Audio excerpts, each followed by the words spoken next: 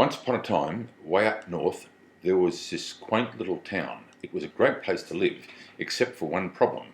The townspeople had no water unless it rained. To solve this problem for once and for all, the town elders decided to put out to tender a contract to have water delivered to the town on a daily basis. Two blokes put up their hand for the job, and after much deliberation, the elders awarded the contract to each of them.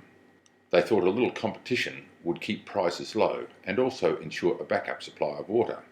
The first of the two winning contractors, Wally, immediately went out, bought a couple of steel galvanised buckets and began running back and forth along the trail to the lake, which was about a mile away.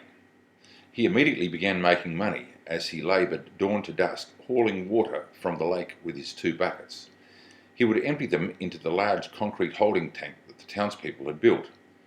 Each morning he had to get up before the rest of the village awoke to make sure there was enough water for the villagers when they wanted it. It was hard work, but he was very happy making money and for having one of the two exclusive contracts for the business. The second winning contractor, Mick, disappeared for a while. In fact, he wasn't seen for several months, which of course made Wally very happy because he had no competition. Instead of buying two buckets to compete with Wally, Mick had written a business plan, created a company, found 4 investors, employed a manager, and returned 6 months later with a construction crew. Within a year, his team had built a large volume stainless steel pipeline which connected the lake to the town. At the grand opening celebrations, Mick announced that his water was cleaner than Wally's. Mick knew there'd been complaints about dirt in Wally's water. Mick also announced that he could supply the town with water 24 hours a day, 7 days a week. Wally could only deliver water on weekdays. He didn't work on weekends. Then Mick announced that he would charge 75% less than Wally did for the higher quality and more reliable source of water. The townspeople were thrilled and ran immediately to the tap at the end of Mick's pipeline. Well, in order to compete, Wally immediately lowered his prices by 75%, bought 2 more buckets, added covers to his buckets and began hauling 4 buckets each trip. In order to provide better service, he hired his 2 sons, Slim and Jake, to give him a hand for the night shift and on weekends. When Slim and Jake went off to college, Wally said to them, "Hurry back, boys, because one day this business will belong to you." For some reason, after college, his 2 sons didn't return. Eventually, Wally had employee and union problems.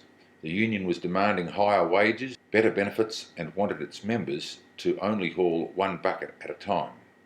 Mick, on the other hand, realised that if his town needed water, then other towns must need water also. He rewrote his business plan and went off to sell his high-speed, high-volume, low-cost, clean water delivery system to towns throughout the country. He only makes 1 cent per bucket of water delivered, but he delivers millions of buckets of water every day, regardless of whether he works or not. Thousands of people consume millions of buckets of water, and a small percentage of all that money pours into his bank account. He had developed the pipeline to deliver money to himself and water to the townspeople. Wally worked hard for the rest of his life and had ongoing financial problems. Mick, on the other hand, lived happily ever after. The end. The purpose of the story is to illustrate the difference between linear and residual income. Linear income, also known as temporary or active income, is what is earned by employees and self-employed who exchange units of their time for units of other people's money. Wally was working for linear income. On the other hand, Mick, with his pipeline water delivery business, was earning residual or permanent income, also known as passive income. Other examples of residual income include singers, songwriters, and inventors who create or invent something once and continue to get paid for their efforts many times and for many years into the future. Now, you may well say, "I can't sing or write songs, and I've never invented anything." And if that's your situation, that's fine. It's still possible for you to build your own pipeline, your own business with permanent passive residual income, and it doesn't require you to be a singer, songwriter, or inventor. Nor does it require you to have a large sum of money to get started, or high educational qualifications.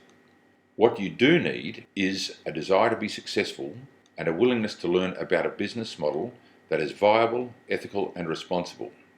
If you'd like to know more, ask the person who invited you to view this presentation.